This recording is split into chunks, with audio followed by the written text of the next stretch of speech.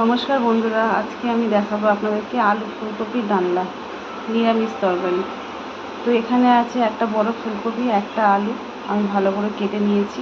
এর মধ্যে অল্প জল আর নুন দিয়ে আমি সেদ্ধ করতে দেবো, মানে ভাপাতে দেবো। এখানে আমি অল্প জল আর নুন দিয়ে এটা ভাপাতে বসিয়ে দিয়েছি। এটা একটু ফুটে গেলে ভালোভাবে তাহলে নামিয়ে দেবো। এখানে আমি আলু ফুলকপিটা ভালো করে নুন দিয়ে একটু ভাপিয়ে নিয়েছি। তো এখানে আমি নুন দিয়েছি, ওই জন্য সেই বুঝে আমাকে রান্নাতে নুন ইউজ করতে হবে। তো এখানে আছে দই। আজকে আমি টমেটো ইউজ করব না, টক দই দেবো।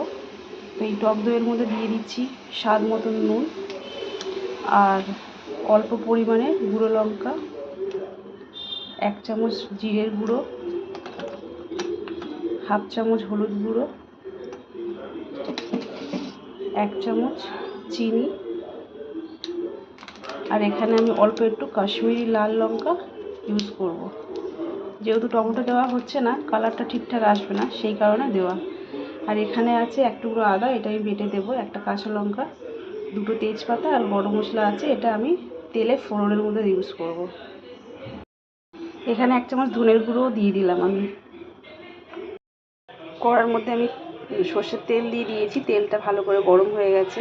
এবারে দিয়ে দেবো আলু ফুলকপিটা।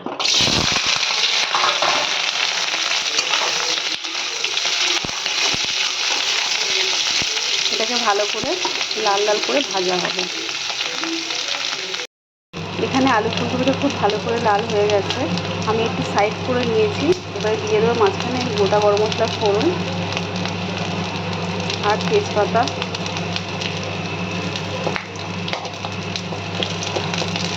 এই ফোড়নটা একটু ভালো করে হবে, তারপরে দিয়ে দেবো বাকি মশলাগুলো।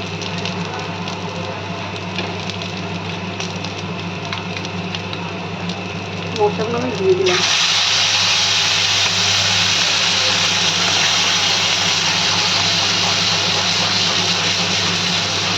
এই মশলাগুলো ভালো করে কষিয়ে নিয়ে তারপর আমি দিয়ে দেবো জল।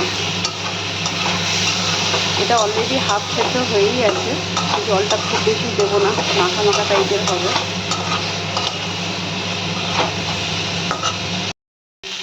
এটা খুব ভালো করে মশলাটা কষে গেছে।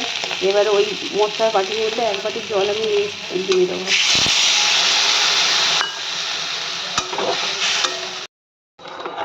এখানে 1 বাটি জল আমি দিয়ে দিয়েছি। এবার একটু আমি এটা 5 মিনিটের মতন ঢাকা দিয়ে দেবো, তাহলে বাকি যে হাফ সেদ্ধ হয়ে আছে আর হাফ বাকি আছে সেটা তাহলে পুরোপুরি হয়ে যাবে। আমি চলে এলাম 5 মিনিট পর। এখানে আলু ফুলকপিটা হয়ে গেছে পুরোপুরি, মানে সেদ্ধ হয়ে গেছে। এবার নামাবার সময় হয়ে গেছে। তো আমি এখানে হাফ চামচ ঘি দিয়ে দেবো। নিরামিষ তরকারিতে একটু ঘি গরম মশলা একটু মিষ্টি মিষ্টি হলে খেতে খুবই ভালো লাগে। তো আজকে আমার আলু ফুলকপি তরকারি হয়ে গেছে, এবার আমি নামাবো। তো বন্ধুরা, দেখতেই পাচ্ছেন আমার আলু ফুলকপি নিরামিষ রান্না পুরোপুরি রেডি। কালারটাও খুব সুন্দর এসছে, খেতেও খুব ভালো হবে। তো আপনারা বাড়িতে এভাবে বানিয়ে খেয়ে দেখবেন, আশা করি ভালো লাগবে। ভালো লাগলে লাইক করবেন, শেয়ার করবেন। আজকে আমি এখানেই শেষ করছি, ধন্যবাদ।